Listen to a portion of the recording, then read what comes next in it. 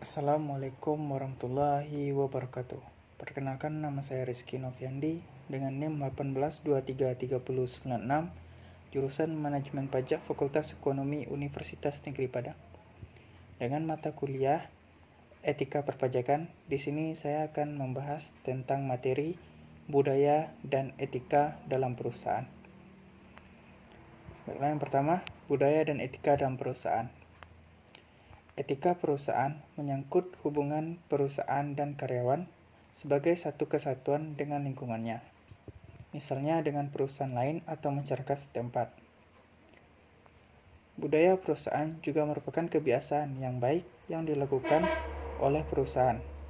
Ini merupakan pembeda antara perusahaan yang satu dengan perusahaan yang lain.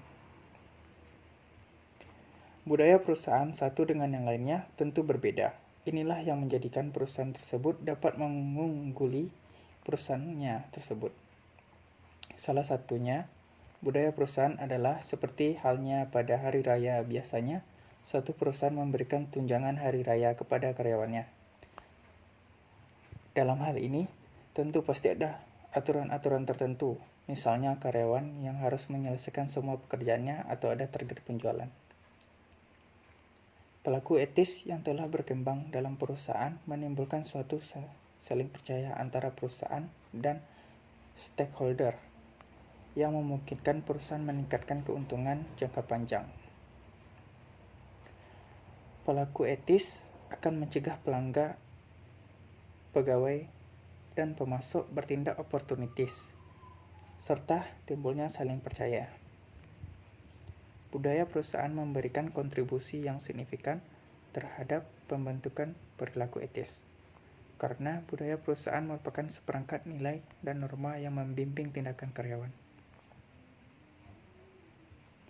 Pengaruh etika terhadap budaya perusahaan. Etika seseorang dan etika bisnis adalah salah satu kesatuan yang terintegrasi sehingga tidak dapat dipisahkan, serta dengan yang lainnya.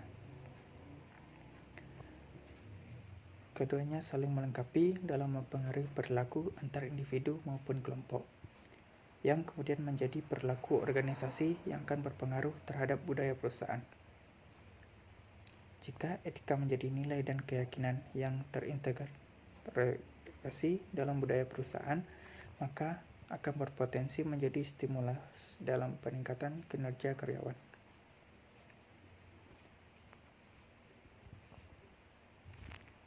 Lalu, etika organisasi. Etika organisasi yaitu melaksanakan tugas dan wewenang sesuai ketentuan yang berlaku, menjaga informasi yang bersifat rahasia, melaksanakan setiap kebijakan yang ditetapkan oleh pejabat yang berwenang, membangun etos kerja dan meningkatkan kinerja organisasi, menjalin kerjasama secara kooperatif dengan unit kerja yang lain,